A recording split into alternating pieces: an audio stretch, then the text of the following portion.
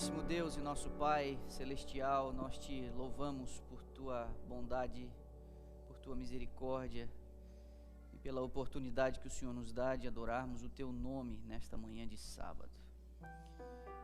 Estes aqui são os teus filhos, teu corpo na terra. E nessa manhã, ao prestarmos culto ao Senhor, ao invocarmos o teu nome, ao nos colocarmos diante de tua face santa, nos resta apenas o quebrantamento, o pedido de misericórdia. Aceita-nos e, por favor, se revela a nós e fala conosco nestes próximos instantes. Oramos agradecidos em nome de Jesus. Amém.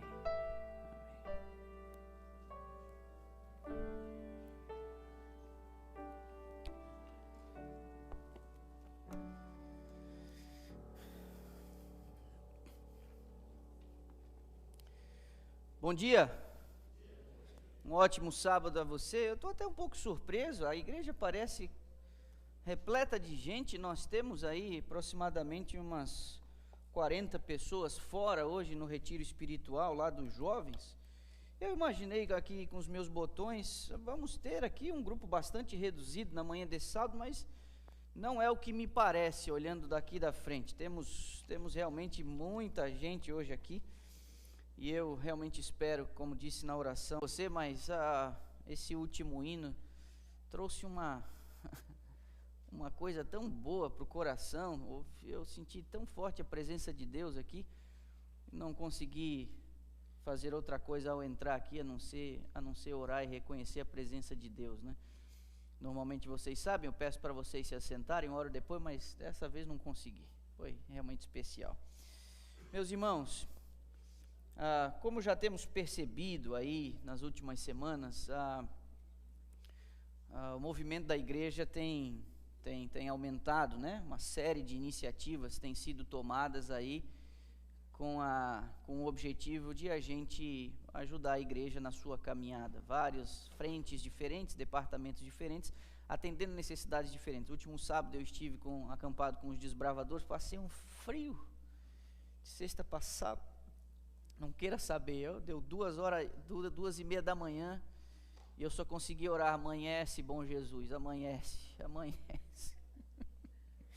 De sexta passada foi complicado. E hoje são os jovens que estão nesse retiro espiritual, né? Como eu disse, quase 40 deles lá. Espero que no domingo, quando eles voltem realmente tendo experimentado algo com o Senhor e que seja uma bênção para eles lá.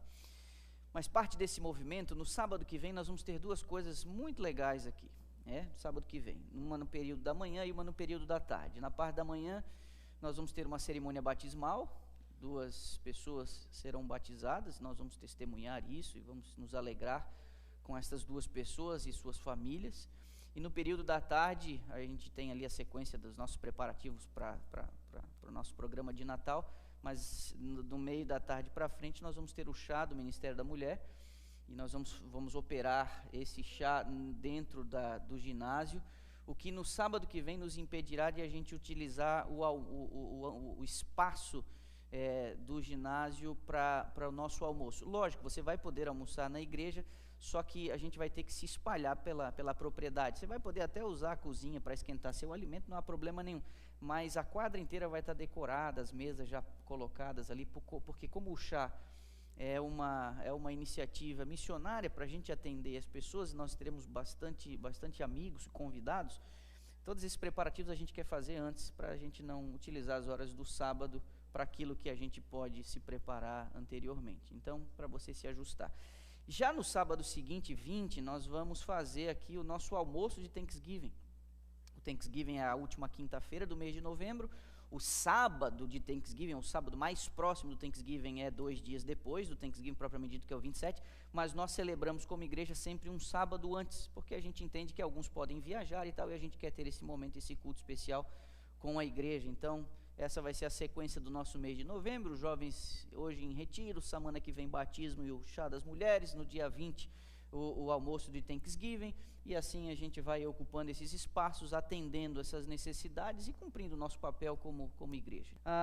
Eu queria fazer um outro lembrete. Caso você ainda faça um contato com o Kerst que está por aí, para você poder se agregar a isso. Hoje à tarde já vai haver aí o primeiro ensaio nessa direção, tá bom?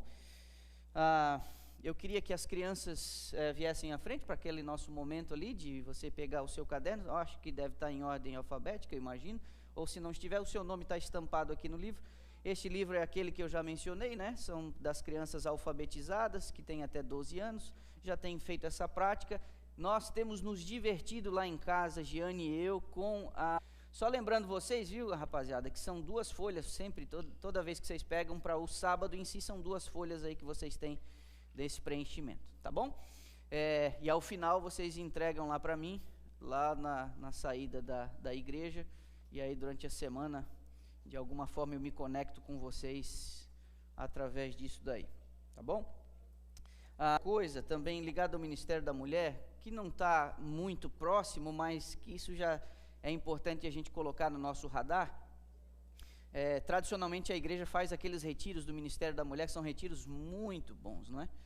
E nós vamos ter o nosso retiro no início do mês de abril do próximo ano, e aí já estamos fazendo arranjos em relação aos convidados e preparativos, né? Marjorie com sua equipe aí, assessorada por pessoas que já trabalharam nisso já por muitos anos, vai estar organizando e liderando essa frente. Então, só para você colocar aí no seu mapa, né?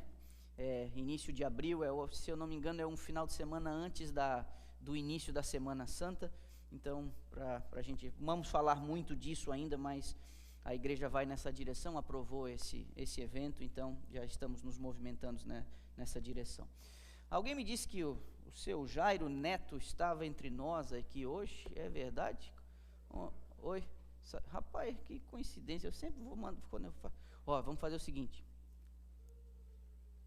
corta o meu som aqui da mesa, rapidinho, bem rapidinho, tá sem som? Tá sem som.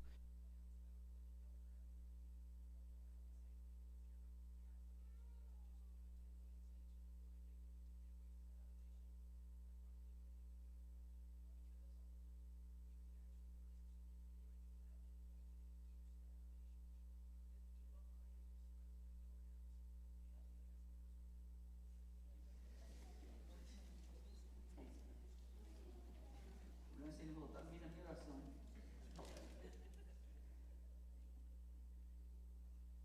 Deixa eu esticar minha prosa aqui, só um detalhe. Nós tínhamos a intenção hoje de a gente lançar uma iniciativa do Ministério da Oração, mas muito interessante. Mas em virtude do retiro dos jovens, temos 40 pessoas que estão fora, que nós queremos que se envolva nisso. Nós vamos dar uma segurada, nós vamos dar uma segurada e vamos lançar isso no sábado que vem, tá bom? Para a gente poder se envolver aí. Acho que meu plano não vai dar certo. Abra sua Bíblia, por favor, no livro de Isaías, capítulo 1, segura aberto lá. Isaías, capítulo 1.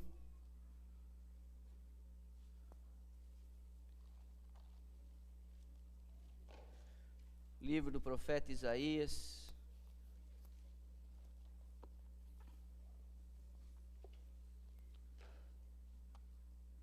Fazer um teste aqui, seu Cássio.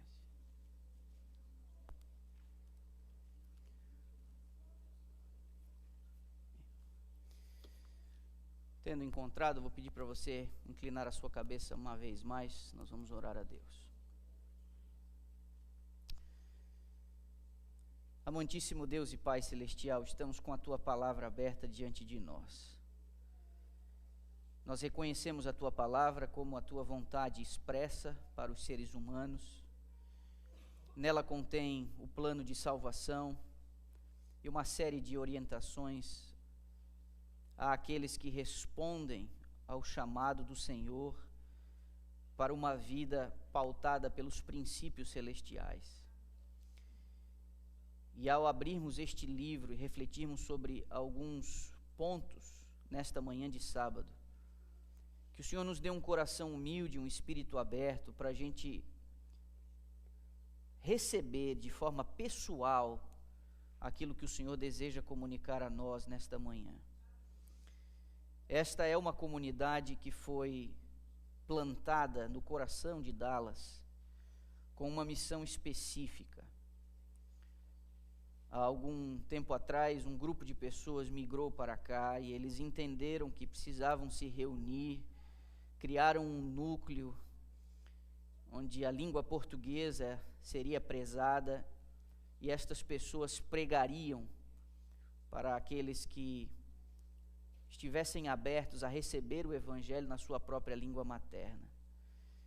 Para que essa igreja consiga cumprir o seu propósito, para que ela cumpra o seu papel, ela precisa receber o Espírito Santo em sua plenitude. Ela precisa refletir os atributos do Senhor Jesus Cristo, não apenas nos seus ajuntamentos, mas na sua vida diária. E neste momento eu te peço que a mensagem de hoje nos ajude como igreja e como indivíduos. Nos ajude a saber como operar nos finais de semana, em cada uma das iniciativas corporativas, mas também nos ajude a viver de forma digna nas nossas pequenas coisas da nossa vida diária. Ouve nossa oração, Pai, e nos batiza com Teu Espírito nessa hora. Oramos agradecidos em nome de Jesus. Amém. Amém. Isaías capítulo 1, verso 11, lemos assim: De que me serve a minha multidão de vossos sacrifícios, diz o Senhor?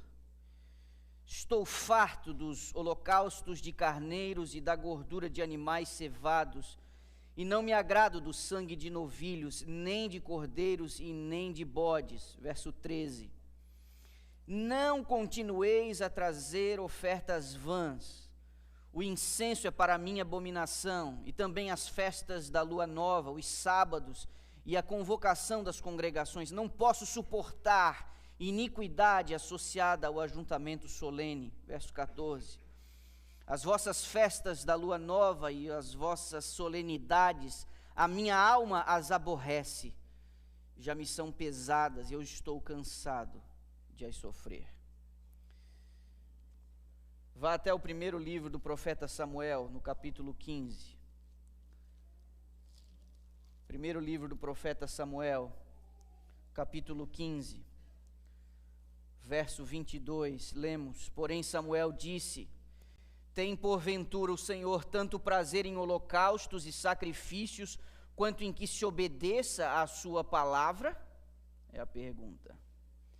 Avance um pouco até o livro do profeta Amós. Ele é um pouco discreto, está exprimido aí naquela seção dos profetas menores, mas você vai conseguir encontrar.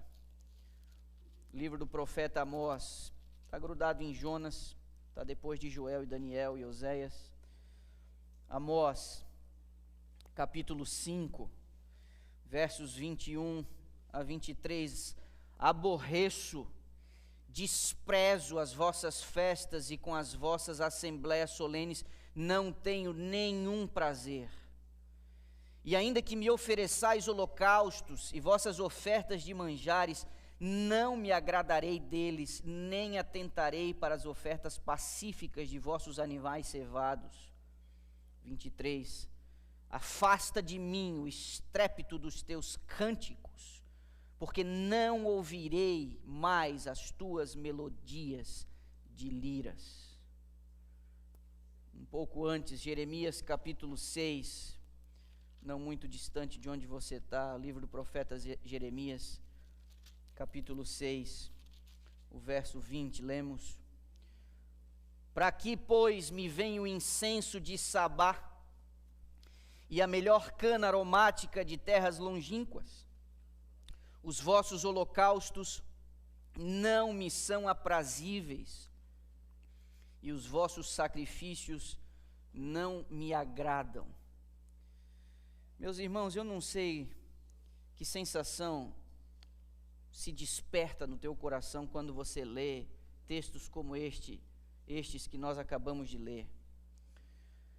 Mas a mim me incomoda o fato de Deus estar falando não com ímpios, não com pagãos, mas o fato de Deus ter se expressado nestes termos com o seu povo e a sua igreja, aqueles que eram chamados pelo seu nome e aqueles que respondiam pelo nome de povo de Deus. O tom que Deus utiliza nesses mais variados textos, de pessoas que viveram em épocas diferentes, sob circunstâncias e lideranças diferentes, este tom que a voz profética traz ao povo me traz bastante incômodo. Deus manifesta aqui nitidamente que ele está contrariado. Entenda que Deus não está contrariado especificamente com o que está sendo feito, mas com o espírito com que as coisas estavam sendo feitas. Deus não está dizendo: por que vocês estão me oferecendo holocaustos como se os holocaustos fossem uma invenção humana? Não, Ele faz essas prescrições, Ele ordena estes rituais, essas solenidades, mas estes rituais e solenidades não é o que traz incômodo a Deus, mas o espírito com que essas coisas estavam sendo feitas, porque para espanto de muitos, é possível nós obedecermos e transgredirmos ao mesmo tempo. É possível que a gente obedeça e transgrida ao mesmo tempo.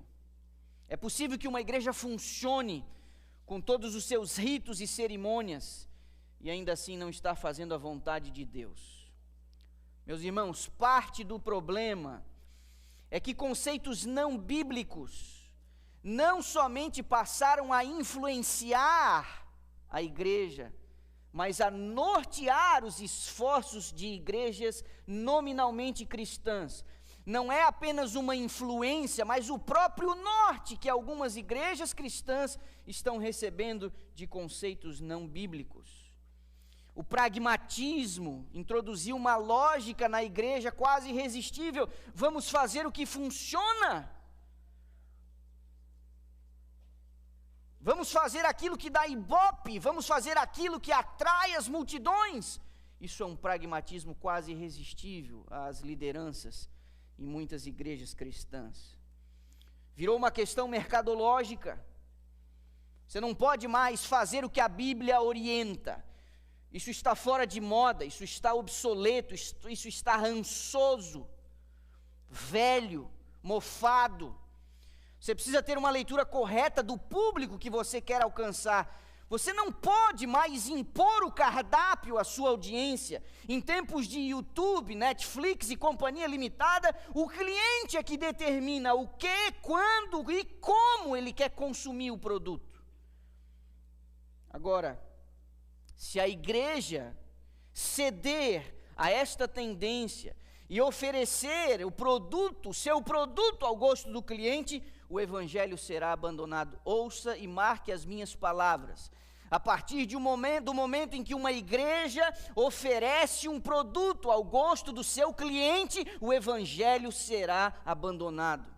Simplesmente porque o evangelho não admite ser reduzido ao nível da conveniência humana. O evangelho, ele precisa ser entregue como ele é, porque é justamente por causa da necessidade humana. Se o evangelho é oferecido, se o evangelho é levado ao nível da conveniência humana, o evangelho não cumpre o seu papel de atender a necessidade humana, e a necessidade humana é diferente da expectativa humana. O evangelho por si só, em sua natureza, ele é escandaloso, ele é desafiador, ele é revolucionário. O evangelho exige a morte, o evangelho exige a renúncia. Parafraseando a senhora White no livro O Grande Conflito, se nós estivéssemos vivendo o verdadeiro evangelho, as fogueiras da perseguição já teriam sido reacesas. Contudo, você pode estar se perguntando aí, nós vamos ser descuidosos em relação à nossa abordagem, a maneira como a gente apresenta o evangelho? A gente vai fazer questão de parecer antipático? Sem adaptações? Claro que não. A questão é que Jesus, ele foi muito habilidoso. Jesus, ele variou a sua abordagem. Eu não vou muito longe para dar exemplos. Quando você abre o Evangelho de João, na mesma página, o capítulo 3 e capítulo 4, no 3 ele fala com um professor da lei, e no 4 ele fala com uma mulher que já estava no 5º casamento. Ele apresenta o mesmo Evangelho para ambos, ele apresenta a necessidade do Espírito para ambos, ele apresenta a si mesmo para ambos. No capítulo 3 ele diz, o Filho do Homem será levantado. No capítulo 4 ele diz, eu sou a água viva. No capítulo 3 ele diz, o Espírito sopra onde quer. No capítulo 4 ele diz, vai haver um momento em que os seus adoradores adorarão o Espírito em verdade. Ele apresenta o mesmo Evangelho no capítulo 3 e 4. No 3 para um homem extremamente inteligente, um doutor da lei. No 4 para uma mulher de caráter duvidoso. Mas ele não compromete a mensagem. Ele muda a abordagem, mas ele não compromete seu conteúdo. Nós como igreja precisamos ser inteligentes. Nós não podemos comprometer o Evangelho. Mas a gente tem que tomar cuidado para não rebaixar a norma numa tentativa de contextualizar a mensagem. Ouça o que vou lhe dizer: contextualizar sem secularizar. Esse é um grande desafio da igreja. E essa é uma das grandes tentações da igreja. Achar que precisa de alguma forma aliviar a barra para ser relevante, caso contrário ela não será aceita. Mas eu pergunto para vocês, será que um afrouxamento em relação às exigências do Evangelho, será que as pessoas que propõem esse tipo de caminho, elas estão realmente refletindo nas implicações disso? Meus irmãos, o mundo está embriagado com o vinho da sensualidade. O mundo está afetado pela superficialidade, pela ostentação. O mundo está entregue aos prazeres e ao divertimento. Esse é o mundo em que nós estamos vivendo hoje em dia. Por essa razão, se nós entregarmos o que as pessoas desejam e embalarmos o Evangelho a partir do que elas esperam, nós não estaremos entregando um Evangelho puro, nós vamos estar entregando um subproduto que trará alívio de consciência sem prover salvação. Você pode chamar esse ajuntamento de pessoas num final de semana de qualquer coisa, mas não de igreja. Programa de auditório, indústria cinematográfica, show business, nada disso serve de parâmetro para a igreja. Nada disso serve de parâmetro para a igreja. Com uma dose mínima de honestidade, a gente tem que reconhecer que as últimas décadas não têm demonstrado uma melhora no estado moral das pessoas, e nós já estamos há algumas décadas com igrejas em decadência, especialmente aqui nos Estados Unidos, rebaixando o nível do Evangelho para tentar atingir as pessoas, os 100 igrejas, tentando entregar a eles uma igreja ao gosto do cliente. Mas os últimos anos têm demonstrado que as igrejas não têm produzido cidadãos do reino de Deus. Não podemos afirmar que verdadeiros cidadãos do reino têm sido gerados quando a gente adota esse tipo de estética mais despojada. Ouça-me, a igreja é uma instituição distinta de qualquer outra. As adaptações têm sido tão ousadas que uma das tendências atuais é fazer com que a igreja não pareça uma igreja.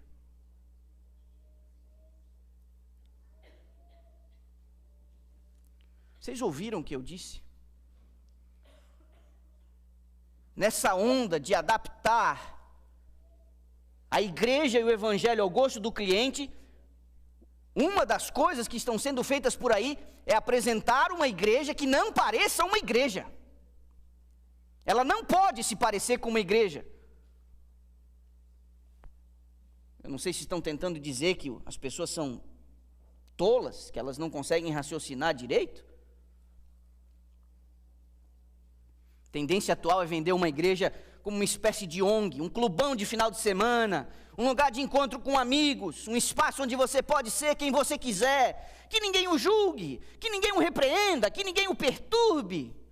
Um galpão com teto pintado de preto, um salão escurinho, preservando a sua privacidade, um nome bonito, uma logo moderna lá na fachada, sem vínculos denominacionais. Por melhores que sejam essas intenções, isso é uma cilada. Você não pode ter vergonha da igreja, pelo simples fato da igreja ser a menina dos olhos de Deus. Você não pode ter vergonha da igreja pelo simples fato da igreja ser o corpo de Cristo na terra. Essa má compreensão eclesiológica, a eclesiologia é uma parte da teologia que estuda a teologia da igreja. Essa má compreensão da eclesiologia, do que é a igreja, do seu papel, da sua forma, do seu propósito, uma má compreensão da eclesiologia acaba provocando uma distorção na forma como a igreja opera e no tipo de membros que ela atrai, nutre e gera. Uma igreja que não é igreja, ela não vai atrair membros, nutrir membros e gerar membros para o reino dos céus. Lideranças, em face do crescente desinteresse das pessoas pelas coisas espirituais e pela igreja, sua falta de compromisso, da sua falta de envolvimento com as coisas do reino, eles chegaram à conclusão, algum tempo atrás, que alguma coisa precisava ser feita, e nenhum de nós aqui é bobo, ingênuo, em se conformar com o estado de letargia espiritual da igreja, sem tentar buscar alguma solução. Mas diante dessa necessidade, um dos caminhos adotados por líderes de pequenas e grandes congregações em declínio, foi a busca de uma consultoria de empresas especializadas em crescimento de igreja.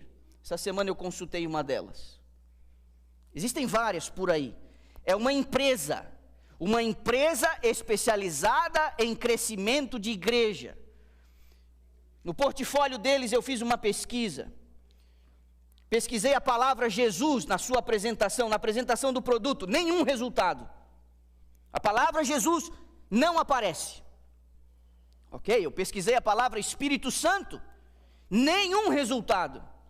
Eu pesquisei a palavra Bíblia em todo o portfólio de apresentação deles, nenhum resultado. Palavra de Deus, nenhum resultado. Aí eu pensei, vou usar sinônimos. E quando eu pesquisei a palavra Cristo, 2 resultados em todo o portfólio. Em algum momento é chamado de corpo de Cristo, em outro momento o impacto de Cristo. Nessa empresa especializada em crescimento de igreja, eles estruturam o produto deles, o produto que eles vendem a pastores, ministros ordenados, líderes de pequenas e grandes congregações que estão experimentando declínio. Eles estruturam esse produto em 4 pilares. Não é Jesus, não é o Espírito Santo, não é a Bíblia. 4 pilares: estratégia, marca, tecnologia e marketing. Isso não é igreja. Eu entendo o desespero. Eu compartilho dos sentimentos de você ver desinteresse crescendo. Eu sei quão doído é você fazer coisas e parecer que essas coisas não surtem efeito, mas eu me pergunto também, qual a novidade disso? Esse sempre foi o problema. Qual a novidade disso? Os homens de Deus tiveram que lidar com isso, os profetas tiveram que lidar com isso. Vários homens de Deus ministraram em favor da igreja, do povo de Deus, e a presença de Deus não foi apreciada através dos seus servos e nem do ministério deles. Qual a novidade nisso? Estratégia, marca, tecnologia, marketing. O problema da igreja desde sempre é que ela não é somente composta por pessoas, a igreja são as próprias pessoas. Usando a alegoria de Paulo, quando ele compara a igreja a um corpo, eu posso afirmar para vocês, além de qualquer contestação, a única coisa que presta na igreja de verdade, a única coisa perfeita da igreja, é a sua cabeça. O corpo sempre foi enfermo, sempre foi. A única alternativa para esse corpo não entrar em colapso é manter-se ligado à cabeça. Ou seja, simples como uma criança pode entender, a solução da igreja é Cristo. Quando ferramentas humanas, construções humanas, invenções são buscadas para solucionar o problema da igreja, vai funcionar tanto quanto um analgésico em caso de câncer terminal. Não resolve. Independente de quão bem intencionados esses líderes estejam, o uso de ferramentas humanas tem afastado a igreja cristã da simplicidade do evangelho. Esse tipo de ajuntamento atual promove o exibicionismo, práticas não regeneradas na igreja que acabam por ofender a Deus. Lemos aqui alguns textos no início.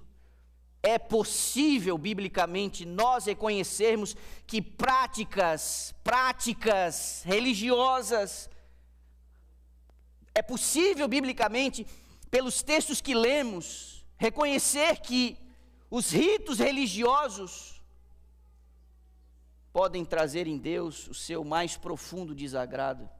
Ele disse, e nós lemos, não me agrado, não quero, me aborreço, não aguento mais. Essas foram algumas das expressões que os profetas utilizaram quando Deus mandou o recado através deles. Práticas não regeneradas que ofendem a Deus. Ajuntamentos que promovem o exibicionismo, porque eles não estão fundamentados em princípios bíblicos. Por favor, repare no que a serva do Senhor vai dizer em relação a alguma coisa sobre isso. Deve a verdade ser explicada com simplicidade. Em caso nenhum devemos seguir o exemplo de exibicionismo demonstrado pelo mundo. Vocês estão vendo isso aí? Está ali a referência. Vocês podem ter e consultar isso depois, vai estar na internet. Ela diz em outro momento, quanto menor a ostentação e exibicionismo, maior seria sua influência para o bem. Os discípulos deviam falar com a mesma simplicidade com que Cristo havia falado. Ela diz ainda uma outra coisa, uma outra referência. O que tornará nossas igrejas vigorosas e bem-sucedidas em seus esforços não é a obra ruidosa, mas a que faz quieta e humildemente. Não é a ostentação e exibicionismo, mas o espírito paciente, perseverante e acompanhado de oração. Meus irmãos, quando nós nos afastamos da simplicidade de Cristo, nós alimentamos na igreja, nos seus líderes e membros, tendências meramente carnais. Quando nós promovemos um evento espiritual, ouça o que vou lhe dizer. Eu não quero parecer ofensivo, eu não estou desconsiderando os dons que Deus distribui à igreja, eu só estou tentando ajudar o meu rebanho a compreender o propósito para o qual a igreja foi instituída e como nós não devemos atrair o desagrado de Deus, seja por ignorância ou por mera vaidade. Quando nós promovemos um evento espiritual, apoiados no marketing, na imagem de convidados especiais, quando o cantor ou o pregador se torna a principal atração de um evento espiritual, me parece que Deus acaba sendo furtado de sua glória. Temos que ir naquela vigília, vai ter fulano e Beltrano cantando. Temos que ir naquela série de conferência porque vai ter o fulano pregando. Como se o interesse da igreja, o engajamento da igreja dependesse da imagem de um ou outro que temos por aí. Nós não somos movidos por atrações, e nem tampouco nós somos uma atração. Qualquer iniciativa humana, minha igreja, que exclua o papel do Espírito Santo e atribua a ele uma função de mero coadjuvante, vai ficar devendo. Quando se perde a noção do objeto de culto, as distorções são inevitáveis. Quando se esquece que no culto Deus é a única plateia, a motivação também é desvirtuada. Quando Deus ele é compreendido como a única plateia, a quantidade de adoradores não impressionará mais ninguém. Como foi o culto? Uma bênção, estava cheio de gente. Espera aí. Nós vamos medir a eficácia, o poder e o benefício de um culto pela quantidade de pessoas presentes? O culto foi feito para quem? Quem é a plateia? Num ajuntamento de sábado pela manhã como o nosso? O que é feito aqui, tocado, cantado e pregado, leva em conta o que? Em sua essência, quantidade de pessoas ou tipo de pessoas que está presente. Quando Deus é o objeto do culto, a performance não estará mais no centro do debate. Aí você pode se perguntar aí, então pastor, a gente pode ser descuidado, desorganizado? Obviamente que não. Quando as escrituras preservam um relato de quão minucioso Deus foi, a condução dos negócios da igreja requer duas coisas: aptidão e qualificação. Os que são aptos e os que estão qualificados para desempenhar determinadas funções. Isso não pode ser desconsiderado. Contudo, serva do Senhor, ela ainda diz, não é a grandeza da obra, mas o amor com que é feita, que determina o seu valor. São duas linhas. Leia aí e releia, por favor. Não é a grandeza da obra, não é a quantidade de gente, não é o movimento, não foi o orçamento, não foram os aplausos, não foi a audiência. A grandeza da obra, ela é da igreja. Ela diz, o bom êxito depende do espírito de consagração e abnegação com que o trabalho é feito. Ela ainda também diz, amor e atributos que Deus mais aprecia. Meus irmãos, com que espírito nós nos envolvemos com as coisas do reino? Quando a gente participa de um ministério, me ouça por favor, quando nós participamos de um ministério, a gente faz com a intenção de servir a igreja ou a igreja nos servir? Quando você aceita um cargo, que expectativa você tem? Você tem a expectativa de servir a igreja ou que a igreja honre os teus eventos? Você costuma participar e apoiar ministérios da igreja sob a liderança de outros irmãos seus? Ou o seu envolvimento sempre acontece quando você é o cabeça, quando você é o diretor do departamento? Seu envolvimento depende do cargo que você ocupa, ou você está ali para servir os outros que estão empenhando outras iniciativas? A gente fica chateado quando a gente não sente o apoio dos outros, mas a gente sempre tem uma desculpinha esfarrapada para justificar a nossa ausência nos eventos e em outras iniciativas que não são feitas por nós mesmos ou alguém próximo da nossa família. Eu faço uma outra pergunta para você: seria correto, num culto, um cantor ou o pregador deixar o ambiente e ir embora depois que ele se apresenta aqui na frente? Cantor que canta e vai embora, nem sermão assiste. Isso faz sentido? A gente não está falando de um culto a Deus, onde a presença de Deus ela é invocada, onde o seu nome é adorado. Tudo bem sair assim, eu venho aqui na frente, faço a minha performance, a minha apresentação, e depois eu vou embora, porque eu já dei o meu showzinho. Para quem foi essa apresentação? Meus irmãos, a igreja não é um palco. A igreja não é um palco para nós sermos admirados. Podemos ter a melhor performance, podemos ter uma eloquência impecável, podemos jamais errar o tom ao cantar uma música, organizar um evento sem furo, conduzir um departamento com maestria, mas seremos incapazes de dissimular os nossos sentimentos e intenções diante de Deus. O apóstolo Paulo, ao lidar com vários desafios das igrejas que ele fundou, e estes desafios estão expressos em suas cartas, na primeira carta à igreja de Corinto e a outra carta que ele mandou para Éfeso, ele diz que Deus distribui os dons e organiza a igreja com alguns objetivos. Ele fala de fim proveitoso, ele fala de aperfeiçoamento dos santos, ele fala da edificação do corpo, ele fala da unidade, ele fala da estatura de Cristo. Por isso que essas coisas são feitas. Mas quando a igreja vira um palco, a gente não nutre um espírito de serviço, a gente nutre o espírito de exaltação própria.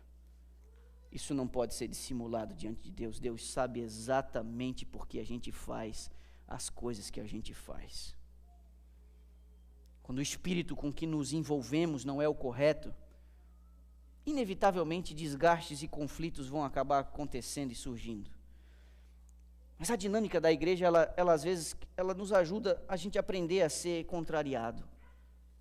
A gente precisa confiar que existe sabedoria na multidão de conselhos e que nunca foi desígnio do Senhor que as decisões da igreja fossem tomadas por indivíduos isolados, que o controle de uma comunidade de fé estivesse na mão de um ou de dois ou de três ou de uma pequena meia dúzia.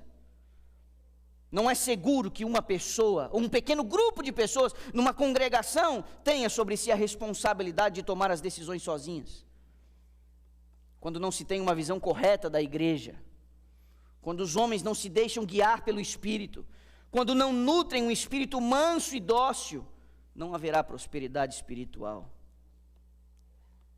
Ela diz, em algum momento, a serva do Senhor, no livro Desejado de Todas as Nações, o domínio torna-se o prêmio do mais forte. O reino de Satanás é um reino de força.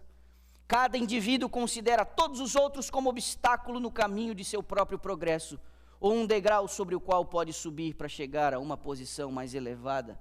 Uma compreensão errada do que é a igreja, às vezes nos torna muito intolerantes no desempenho dos nossos ministérios da igreja. A gente vai atropelando todo mundo, não importa, tem que ser feito, porque eu tenho que ter um bom desempenho. Às custas de quê?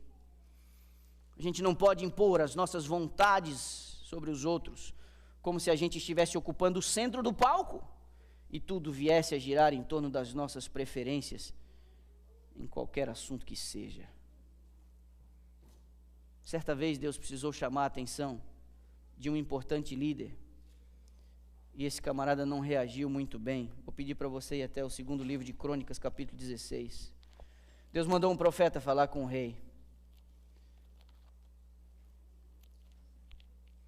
2 Crônicas, capítulo 16. Observe o verso 7 e o verso 10. Naquele tempo veio Hanani a Asa, rei de Judá, e lhe disse: porquanto confiaste no rei da Síria e não confiaste no Senhor teu Deus, o exército do rei da Síria escapou das tuas mãos. O profeta falando para o rei: você confiou num homem e não confiou em Deus. Essa foi a essência da repreensão. Verso 10, porém Asa se indignou contra o vidente e o lançou no cárcere, no tronco, como se enfurecera contra ele. Por causa disso, na mesma ocasião, oprimiu Asa alguns do povo. Um líder fraco, um líder inseguro, um líder cruel, um líder violento, que ao ser confrontado pela voz profética, em vez de se submeter a ela, ele bate no mensageiro. Ele prende o profeta, ele amarra o profeta num tronco, e a Bíblia ainda diz que ele fez outras pessoas sofrerem.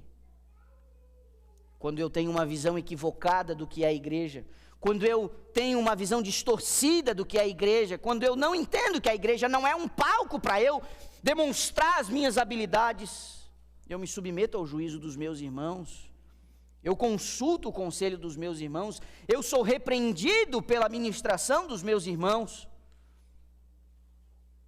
Os nossos interesses pessoais jamais deveriam ser consultados no que diz respeito à condução da igreja. Submeta suas opiniões e preferências ao juízo dos seus irmãos. Isso não é sinal de fraqueza, isso é sinal de nobreza. Todas essas ponderações que fizemos até agora nos trazem ao ponto mais sensível da mensagem: a busca por reconhecimento, a expectativa de ser apreciado e elogiado no desempenho de uma tarefa espiritual. É a essência e é o clímax daquilo que nós entendemos Deus estar nos trazendo hoje pela manhã. Ao ser convidado a contribuir com a condução do culto, a pergunta que eu faço a você: você tira as sandálias diante da grandeza de Deus ou você se ajeita para ser admirado pelos homens? Qual é a postura do seu íntimo? Sendo honesto consigo mesmo e com seu coração, você é chamado para contribuir com alguma coisa da igreja ou na condução do culto, em horários solenes e sagrados que não podem ser desperdiçados. Qual é o sentimento que o move? No teu coração você tem a sensação de que precisa tirar as sandálias por conta da grandeza desse Deus a quem você vai servir e ministrar? Ou é de se ajeitar porque a casa está cheia hoje, não posso fazer feio, a minha performance não pode ser ruim? Meus irmãos, a igreja não é um palco. A igreja não é um palco para eu demonstrar as minhas habilidades. A serva do Senhor escreveu uma carta para alguém. Isso está preservado no livro Mensagens Escolhidas, volume 3. E uma outra carta no livro Testemunhos para a Igreja, volume 5. Eu vou pegar esses 2 trechinhos e eu vou mostrar para você. Ela diz: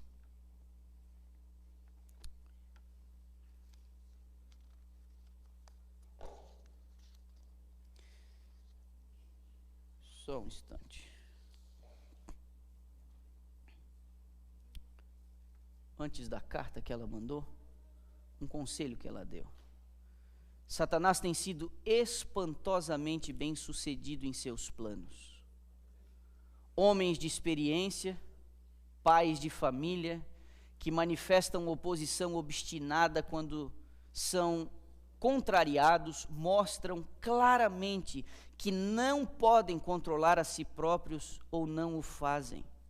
Alguns desses professos cristãos se entregaram nas mãos de Satanás e se tornaram seus instrumentos. Eu destaco aqui, Satanás tem sido muito bem sucedido com gente que não consegue lidar com o fato de que foi contrariado.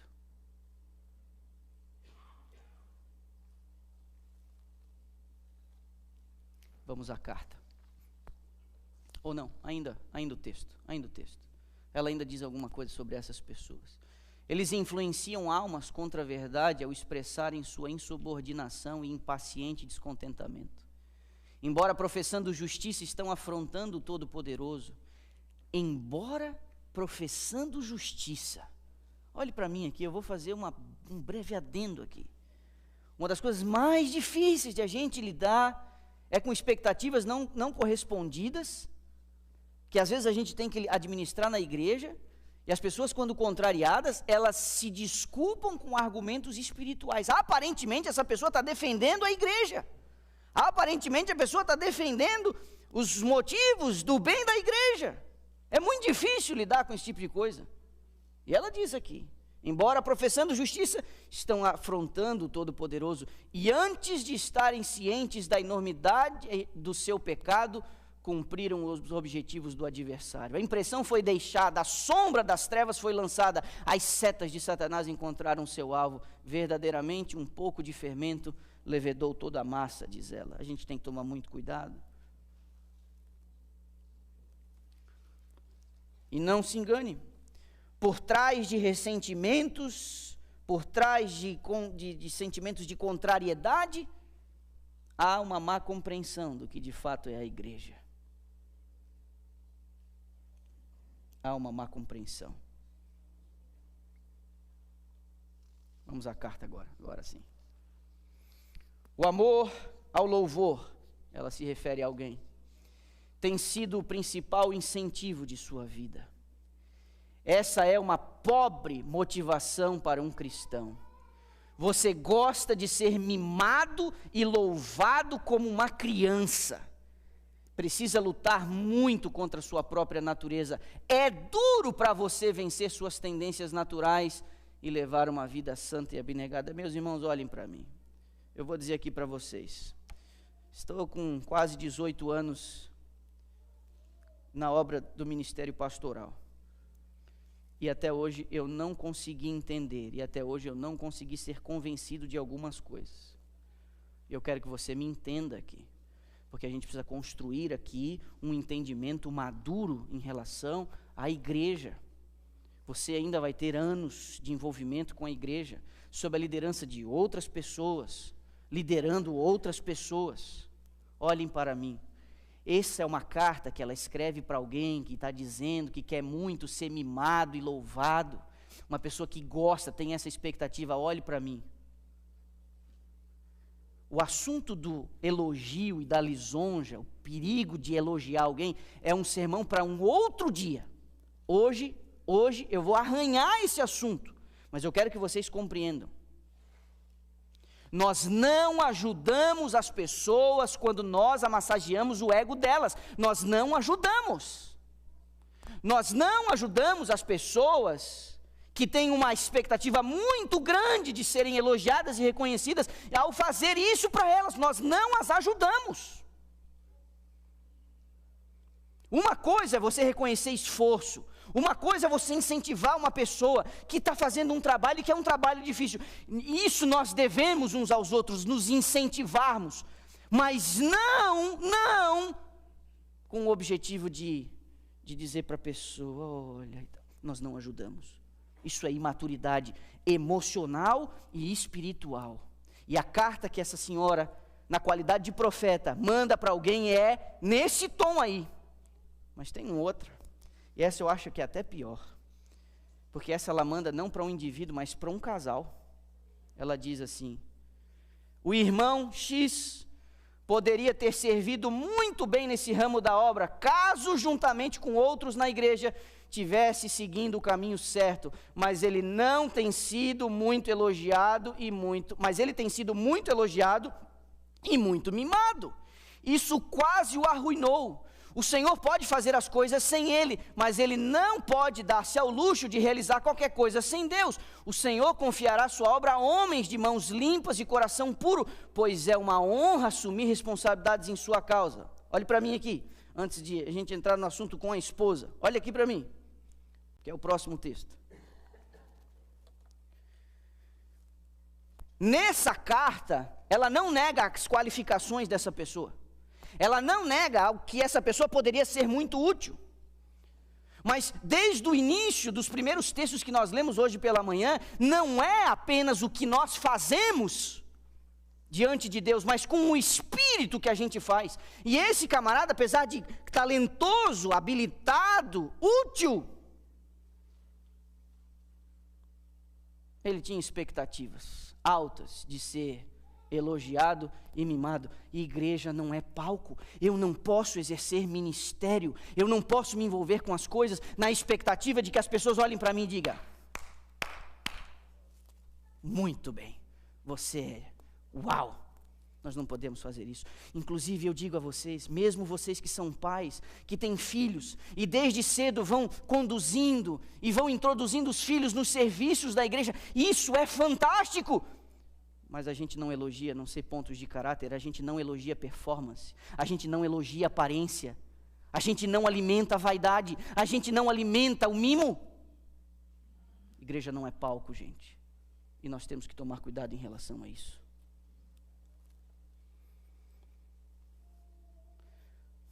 Sim, antes de a gente ler o texto,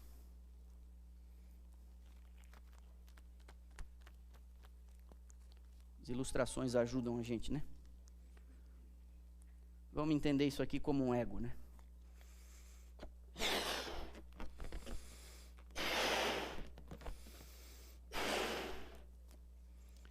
Toda vez que a gente faz alguma coisa e a gente tem um reconhecimento público, nós viemos com defeito de fabricação. É isso aqui que acontece. A gente vai enchendo. A gente vai enchendo. O ego da gente é um perigo, é um problema.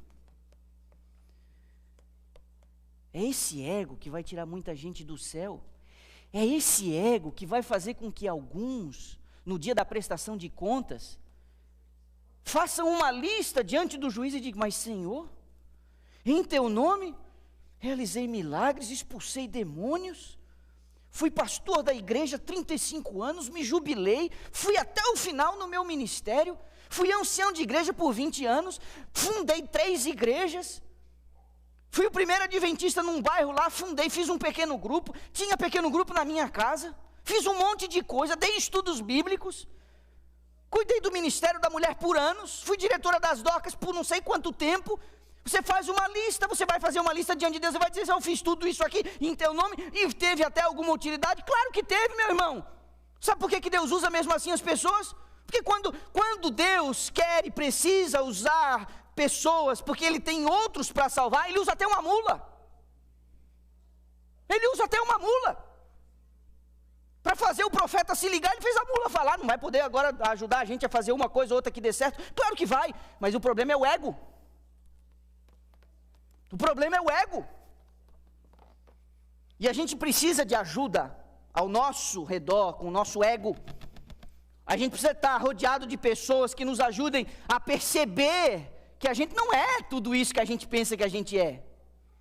O problema é que na maioria das vezes, justamente os que deveriam nos ajudar, acabam encorajando um comportamento nocivo que alimenta a nossa vaidade e o nosso orgulho. Sim, agora sim, caramba, eu tentei 3 vezes, agora é o texto. Você se casou com uma mulher de vontade forte e firme, a cartinha que ela escreve. A disposição natural dela era supremamente egoísta. Vocês dois eram amantes de si mesmos, e a união dos seus interesses não ajudou o caso de nenhum dos dois, mas aumentou o perigo para ambos. Nenhum de vocês era consciencioso, nem tinha no mais alto sentido o temor do Senhor diante de si. Ela escreve uma cartinha para um casal que um alimentava no outro o seu ego. E meus irmãos, para ninguém tomar susto, nós precisamos ter gente do nosso lado, que quando a gente está muito, essa pessoa faça assim, ó. Você não é isso tudo. Esposa, marido, você precisa dar um chá de te liga no seu cônjuge. De vez em quando você tem que dizer para ele, olha, cuidado. Às vezes, e dentro de casa a gente é muito a gente, né? A gente é muito a gente. Pode ser que você esteja demonstrando para o seu cônjuge uma espécie de exaltação própria. O seu cônjuge precisa dizer para você, olha, muito cuidado. Muito cuidado. Meus irmãos, a igreja não é um palco. O Senhor deu uma série de instruções de como as coisas deveriam ser feitas.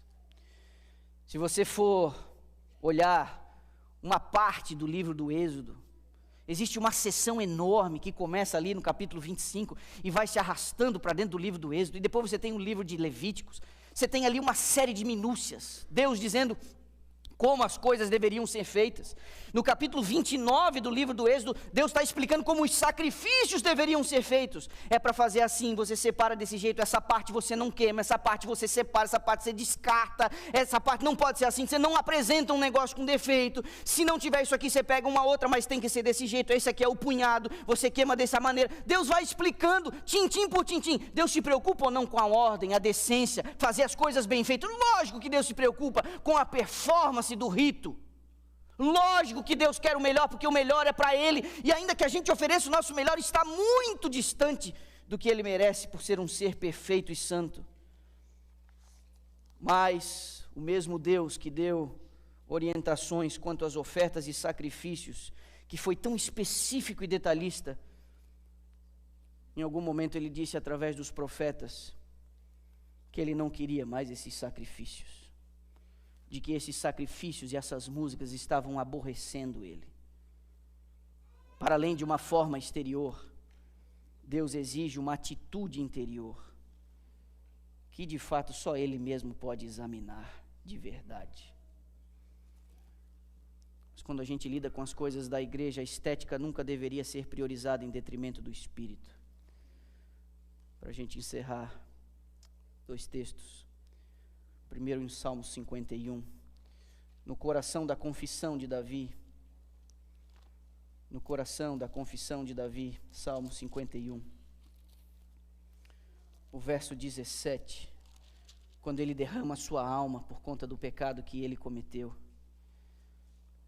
ele diz assim: sacrifícios agradáveis a Deus são o espírito quebrantado, um coração compungido e contrito, isso Deus não desprezará. Ele diz antes, se eu pudesse fazer uma série de sacrifícios, mas não é isso que Deus quer. O que Deus quer é um coração contrito, uma alma que reconhece a sua necessidade. É esse espírito com que nos aproximamos do Senhor, é isso que Ele tem interesse, é isso que Ele está buscando. O apóstolo Paulo, mais tarde, ele vai orientar a igreja da mesma forma. Esse texto que você conhece, de Romanos 12, o verso 1, ele orienta a igreja em Roma, e aí ele diz algo incrível, já num outro contexto: rogo-vos, pois, irmãos, Romanos 12, 1, pelas misericórdias de Deus, que apresenteis o vosso corpo por sacrifício vivo, santo e agradável a Deus, que é o vosso culto racional. Não é a forma pela forma, mas é o Espírito com que nós nos apresentamos diante do Senhor, o Espírito com que nos envolvemos com as coisas do Senhor, não para sermos reconhecidos pelos homens, não para sermos louvados pela comunidade de fé, não para termos o nosso nome em destaque e as pessoas comentando quão habilidosos e talentosos nós somos. Isso é uma ofensa a Deus, isso coloca Deus no canto, isso rouba dele a sua glória, e não vai trazer a não ser aborrecimento e desprezo. Deus acaba usando as pessoas, lógico que Deus acaba usando as pessoas, mas isso não dá garantia de que quando você for receber o galardão, Ele vai achar que você mereça o galardão. Quando os homens se exaltam, sentindo que são uma necessidade para o êxito do grande plano de Deus, o Senhor faz com que sejam postos de lado. Torna-se evidente que o Senhor não depende deles. A obra não se detém por causa do seu afastamento da mesma, mas vai adiante ainda com maior poder. Olhe para mim, meu irmão. Deus não depende da gente. Deus não depende de ninguém. Deus não depende de você e Deus não depende de mim. O envolvimento do seu povo no avanço do reino é um privilégio que Ele nos concede, em primeiro lugar, para que nós preservemos a nossa alma no caminho da justiça e da salvação. Às vezes é dramático para uma liderança de igreja, para pastores e anciãos, líderes de departamento, chegar aqui na frente e se estribuchar, para convencer você de investir na sua própria salvação, para convencer você de que o culto vale a pena vir, para convencer você de que a escola sabatina vai ajudar você na sua caminhada de fé, para convencer você que o seu filho deve chegar aqui cedo. A gente se estribucha aqui na frente. Mas mesmo os que estão envolvidos, não estou falando dos que se acomodaram, não estou falando daqueles que adormeceram, eu estou falando dos ativos. Mesmo entre os ativos, os participantes, ainda entre estes, nós precisamos tomar cuidado para a gente fazer com o espírito correto, o espírito de serviço, porque a igreja não vai no meu ritmo, é eu que vou no ritmo dela. A igreja não vai atrás do que eu acho ser correto em relação à música, a igreja não vai atrás de mim daquilo que eu acho que é correto em relação à cor da parede, a igreja não deve se ajustar à minha preferência em relação à cor do carpete, do instrumento que é utilizado ou qualquer outra coisa do tipo. É no diálogo com a comunidade em que essas são feitas, e a igreja não tem que ir atrás de uma pessoa achando que tudo gira em torno dela. A igreja não deve se ajustar ao fato de eu achar que eu tenho talento e que absurdo eles não me colocarem na escala. Já disse isso antes, vou dizer, o que certifica o seu talento é a igreja dizer para você que você pode ser útil, não force a barra. Mas tem muita gente talentosa que está aí sentada. A estes eu digo, se envolva. A estes eu digo, vamos embora.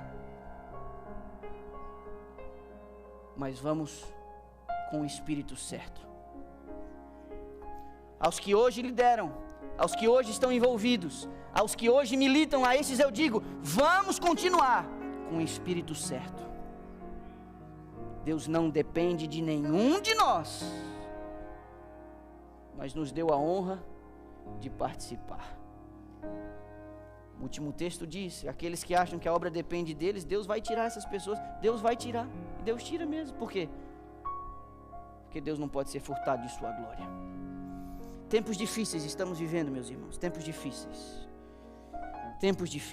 Essa semana eu conversei com um pastor, com quem eu me aconselho. Eu perguntei a ele, já aposentado: você viu movimento hippie? Você viu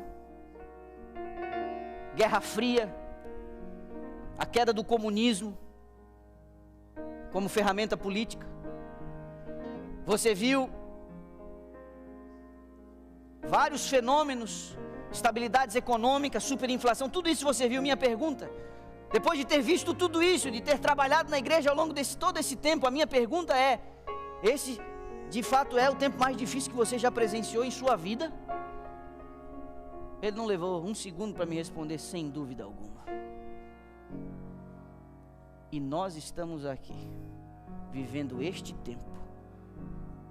Muito cuidado, são tempos difíceis. Na quinta-feira eu falei com uma pessoa, longamente, meu coração se apertou diante de todos os sofrimentos e angústias vividas por essa pessoa. Às vezes eu converso com alguns dos meus parentes, alguns dos meus amigos de infância. Às vezes eu converso com líderes de igrejas em que fui pastor e eu pergunto: e fulano, e beltrano, e ciclano? Muita gente ficando pelo meio do caminho, muita gente apostatando, muita gente abandonando o caminho da fé, muita gente. Tempos difíceis. E um dos tempos difíceis, uma das características desse tempo difícil é que a igreja tem se transformado numa coisa que ela não deveria ser. Essa igreja brasileira de Dallas, nós vamos ceder a esse tipo de tendência? Nós vamos afrouxar as exigências do evangelho ao nível da conveniência de nossa plateia?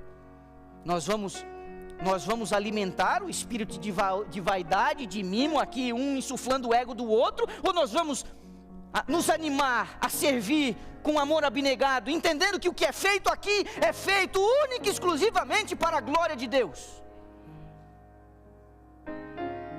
Meus irmãos, que Deus tenha misericórdia de nós.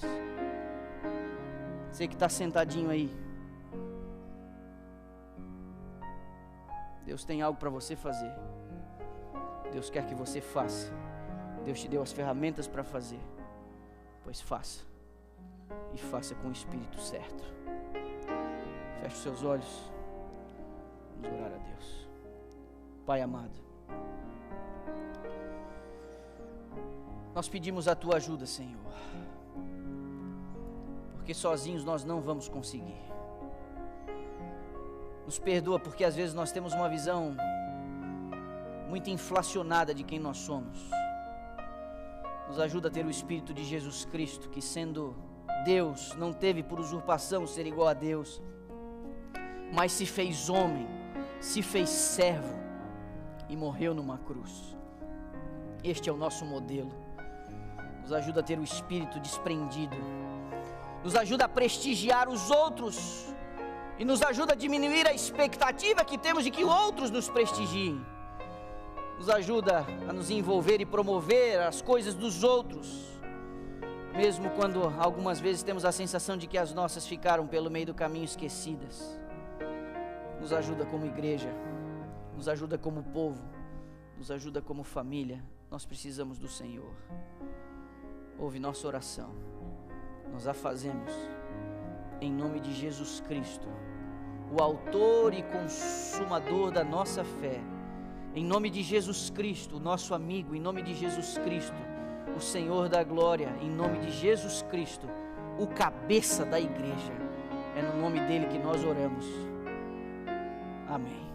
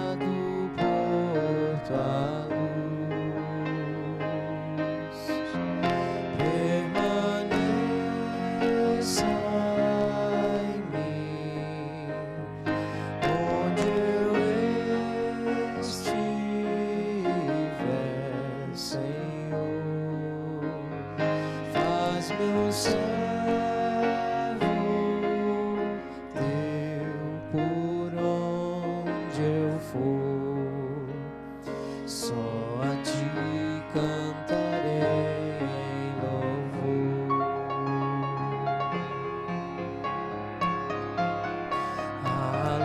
Aleluia,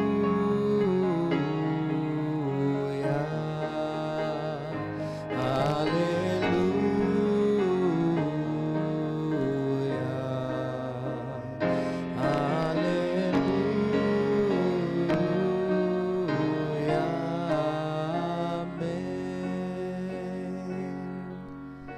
amém.